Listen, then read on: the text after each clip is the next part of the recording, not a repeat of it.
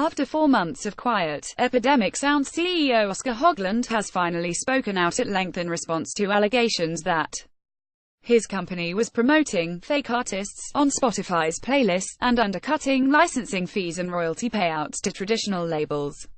A production music company based in Sweden, Epidemic Sound was catapulted into controversy in July 2017 when Music Business Worldwide published a list of 50 fictional artist names that racked up more than 520 million total across multiple Spotify mood playlists, including peaceful piano, ambient chill and deep focus. The initial list of 50 has since grown to several dozen, raising tensions with major labels who accused Spotify of trying to cut content costs at the expense of more public-facing artists and songwriters. As of press time, the mood playlists in question still delegate anywhere from 15 to 65% of their real estate to Epidemic artists. In an interview with Music Ally published yesterday, November 20, Höglund denied that Spotify was commissioning tracks directly from Epidemic for a discounted rate, a situation that would position Spotify as an exclusive B2B client of the production music company. "We got in contact with all of the services, and the one that was quickest was Spotify," said Höglund. "There was nothing exclusive about it, they were just fast, and we uploaded our music. No special deal, no backdoor, no nothing. We just uploaded our music." The CEO also revealed plans for Epidemic to expand its distribution to 5 to 10 more services by January 2018. Moreover, claimed Höglund, these fake artist names are tied to real composers making a viable living as much as 5 figures a month off a model that is less traditional, but no less legal. According to Höglund, Epidemic pays composers around £1,500 to £2,000 upfront per track for 100% of the rights, plus a $5,050 split on Spotify royalties atop to the upfront fee.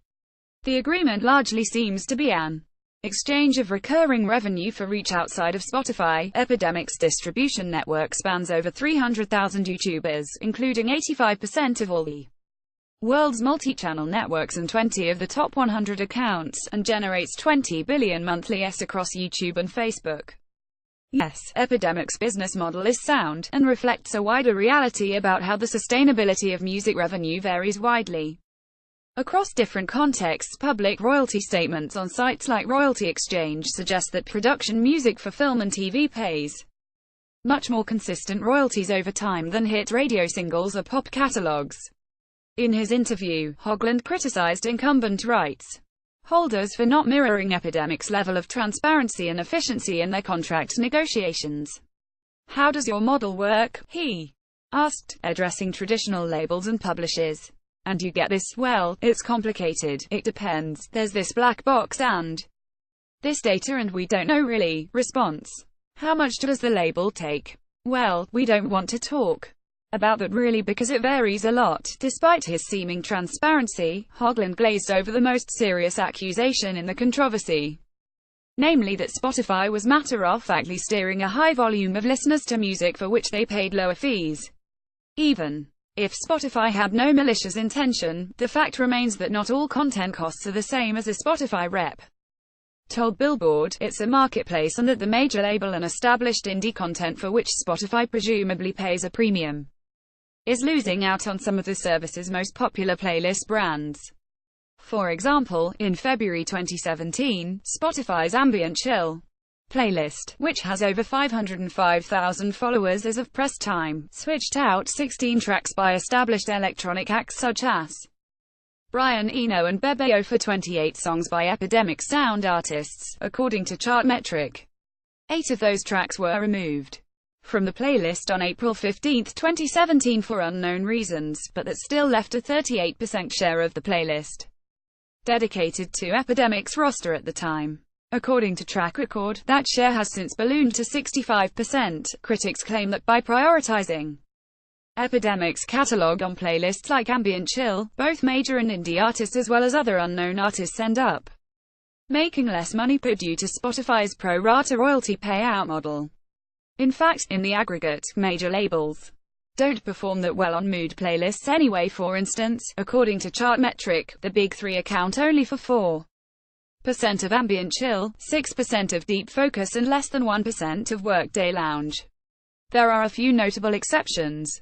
Warner Music alone owns a whopping 41 out of 62 tracks, a 66% share on Reading Chill Out. Universal Music owns 18% of Calm Vibes, and the major labels collectively own 49% of Peaceful Piano. Spotify renewed its licensing deal with Warner Music in August 2017, just months after the fake artists fiasco first blew up, which likely put pressures on the service not to squeeze out major label content with other offerings. A harsh reality that emerges from this debate is that Spotify and its competitors are fundamentally tech companies that commodify and productize music and arguably prize those content owners who can tailor their products to platform at hand. As a Spotify rep told Billboard, all of our playlists are performance-based. The user experience comes first. In this vein, Höglund argued that Epidemic Sound's success on Spotify is simply a matter of beating other legacy content owners at their own game, by leveraging Spotify's unique features and strengths for what they're truly worth. We don't have any legacy, we've come from a new world, and we're creating a new premise for how we think it should work, he said. We're utilizing all the latest technological advances and services out there to make something super efficient in terms of getting music out there and getting people paid. If you compare that to the old world, it's like night and day. And there is nothing fake about it.